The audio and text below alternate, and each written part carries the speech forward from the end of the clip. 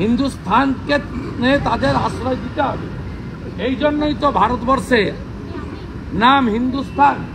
এই যে 1971-এ দেশটা সৃষ্টি হলো, বাংলাদেশের 30 লক্ষ মানুষ তারা আত্মবলিদান দিলেন, আর ভারতেরও প্রচুর বিএসএফ এবং আর্মি তারা আত্মবলিদান দিলেন।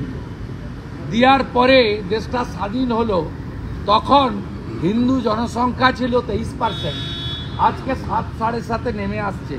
আপনারা কি চাইছেন এখান থেকে হিন্দু পলায়ন হোক? তাহলে আমরা নরেন্দ্র মোদীজি এবং অমিত শাহজির সৌজন্যে দীর্ঘদিনের লড়াই বিআর ঠাকুরদের,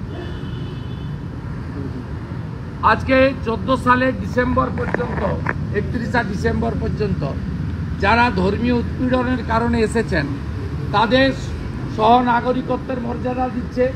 যেমন পহেলগাঁয়ে যাকে খুন করা হলো হিন্দু বলে বিটান অধিকারী, তার স্ত্রীও পেয়ে গেলেন।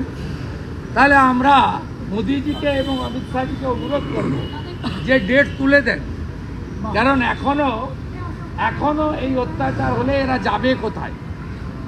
হিন্দুস্থানকে তাদের আশ্রয় দিতে হবে। এই জন্যই তো ভারতবর্ষে নাম হিন্দুস্তান।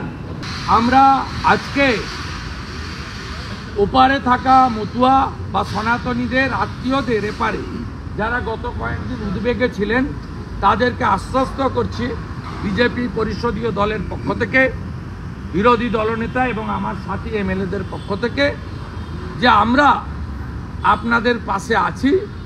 অন্য কেউ থাকুক আর নাই থাকুক, আমরা আপনাদের পাশে আছি।